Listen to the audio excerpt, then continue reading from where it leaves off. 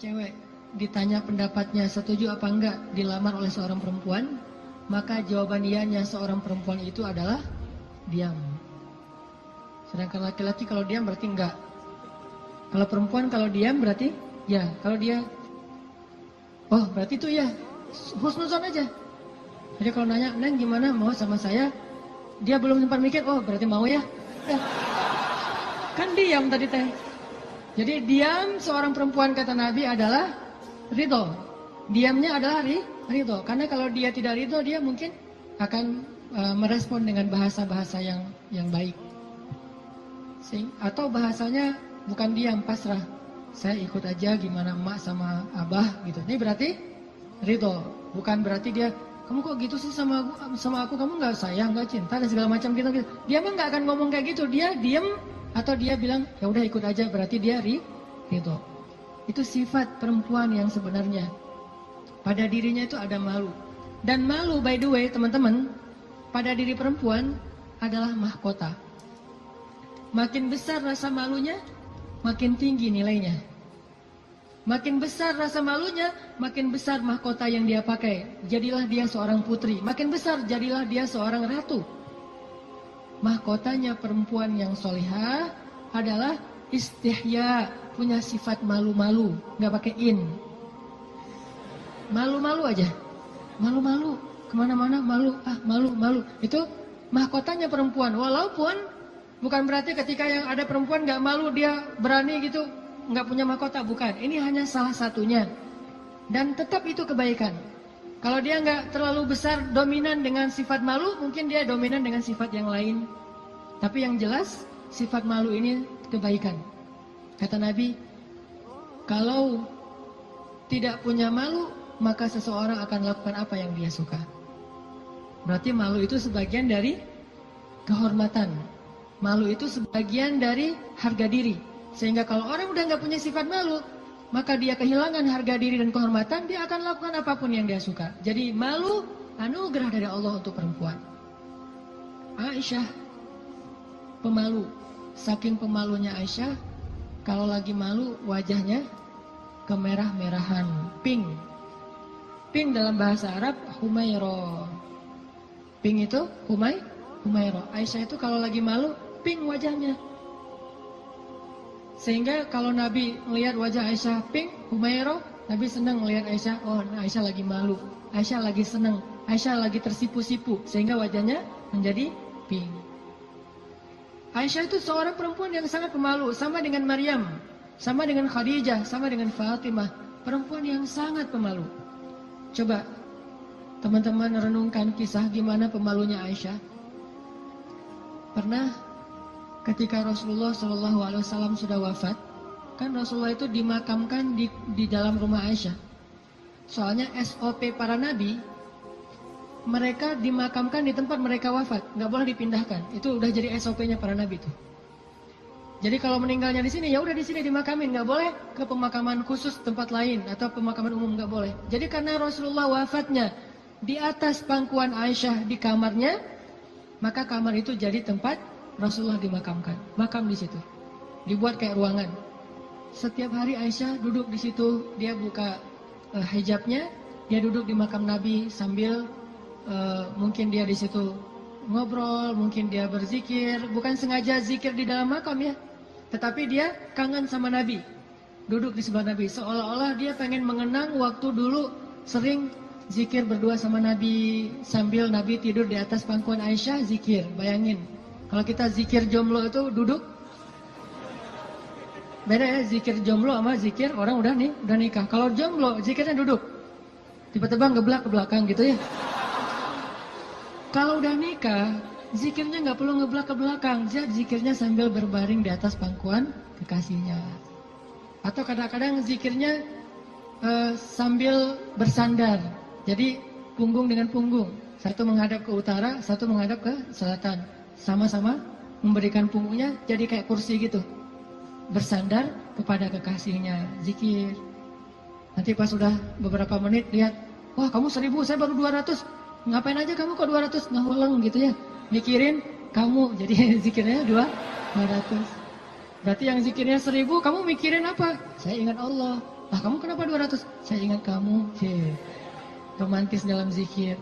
Artinya Aisyah tuh teringat masa-masa zikir dengan Rasul, sholat sunnah bareng dengan Rasul. Kan saya sering cerita tuh, Rasulullah kalau malam tahajud, beliau sholat tahajud sendiri dulu, nggak ngebangunin Aisyah. Kenapa? Karena tahajud Nabi itu di atas standar manusia biasa. Kalau ngebangunin Aisyah kasihan, nggak akan kuat Aisyah. Ini sayangnya Nabi kepada Aisyah, sampai dalam bab ibadah aja diringankan selama tidak melanggar syariat. Nabi nggak mau ngeberatin Aisyah sholat tahajud bareng dengan Nabi. Aisyah, tahajud yuk. Hayu, kata Aisyah. 1 rakaat Al-Baqarah, Ali Imran, An-Nisa, Al-Maidah, Al-An'am. Siapa yang kuat? Nggak usah Aisyah, Abdullah ibnu Mas'ud aja pernah jadi makmum dadakan di belakang Nabi, itu hampir batal sholatnya. Wah, Nabi lagi sholat tahajud, nggak makmumin udah aja makmumin. Nabi baca Alif Lam Mim, Dzalikal Kitabul La Raiba Fi. Abdullah masih antang-antang aja. Lama-lama kok udah setengah juz ya perasaannya. 1 juz, 2 juz, sampai selesai Al-Baqarah. Mulai ini Abdullah curiga nih, Masuk lagi Alif Lam Mim, Ali Imran. Masuk lagi Ya Ayuhan Nas, An-Nisa. Masuk lagi Al-Maidah. Masuk Al-An'am, 7 juz, 1 rakaat. 7 juz, 1 rakaat. Kita 1 rakaat, 7 surat. An-Nas, Al-Falaq, Al-Ikhlas. Dari ujung aja pokoknya. 7 surat. Ini 7 juz, 1 rakaat. Atau kadang-kadang kita 7 rakaat 1 surat. Yaitu Al-Ikhlas terus. Asal sholat pasti Al-Ikhlas. Walaupun kalau dia membaca Al-Ikhlas itu karena cinta kepada surat itu, dia akan masuk surga dengan surah Al-Ikhlas. Masalahnya kita benar nggak sih cinta ke Al-Ikhlas? Kan kita suka pakai hadis sahabat itu ya. Ada sahabat kalau ngeimamin pasti bacanya Al-Ikhlas tuh kan. Sahabat aja bacanya Al-Ikhlas mulu. Sampai dilaporin ke Nabi, ya Rasulullah, dia tuh kalau ngimamin kurang variatif Kurang variatif gimana? Ayatnya monoton, Al-Ikhlas saja nggak ganti-ganti. Dipanggil sama Nabi, kenapa kamu bacanya kok Al-Ikhlas saja nggak yang lain? Ya Rasulullah, saya cinta dengan surat itu. Nah di surat itu disebutin sifat-sifat Allah. Nabi tersenyum mengatakan, kamu masuk surga karena apa yang kamu cintai. Pertanyaannya, kita gitu atau ada modus lain? Al-Ikhlas itu nggak perlu mikir dan cepet kan? Jadi bukan karena cinta banget dengan Al-Ikhlas. Ini harus jujur nih. Nabi sholat tahajud. Udah selesai tahajud, baru ngebangunin Aisyah pas witir. Jadi Aisyah itu diajak sholatnya pas witir. Aisyah, witir yuk. Kan Aisyah manja-manja gitu kan ya. Susah bangunnya, akhirnya dipercikin air di wajahnya sama Nabi. Kan saya sering bilang, percikan air ke wajah calon kita. Kalau belum ada latihan pakai guling dulu, guling di latihan. Biar pas mercikinnya itu enak gitu. Kalau ini ada lebih rezeki sedikit, beli nano spray. Kan enak tuh malam-malam nano sprayan. Jadi masuk ke pori-pori langsung segar gitu. Nah, artinya Rasulullah memercikan air ke wajah Aisyah. Ayo Aisyah tahajud. Akhirnya witir bareng. Setelah selesai witir, kan Nabi itu kalau sholat tahajud itu ini ada tutorial tahajud ala Rasulullah ya. Kan tahajud bebas sebetulnya, tapi Rasulullah juga punya style sendiri tahajudnya. Sahabat-sahabat masing-masing punya style. Ada tahajud di atas atap. Siapa itu? Bilal. Bilal kalau tahajud pasti di atas atap rumah. Umar kalau tahajud pasti depan rumah. Bukan di dalam rumah, di depan. Dia keluar dari rumahnya, tahajud di depan rumah. Bacanya kencang-kencang. Bismillahirrahmanirrahim. Satu Madinah bangun gara-gara suara Umar. Kalau Abu Bakar tahajudnya di musolanya sendiri, khusyuk sendiri, nggak mau ketahuan orang. Ini gayanya beda-beda. Gue dengan gaya gue gitu ya. Umar di depan rumah, Bilal di atas atap, Abu Bakar sendiri di dalam mihrab. Rasulullah juga punya style. Style tahajud Nabi gimana? Beliau tidur, tahajud, witir, tidur, subuh. Jadi sebelum subuh beliau tidur dulu. Cuman tidur yang keduanya Nabi bersandar biasanya. Kalau nggak bersandar di tiang, di dinding, bersandar kepada Aisyah. Itu tahajud ala Rasulullah. Nggak mungkin kita ngikutin sunnah ini kalau belum Banyak sunnah yang kita nggak bisa ngikutin kalau belum nikah, teman-teman.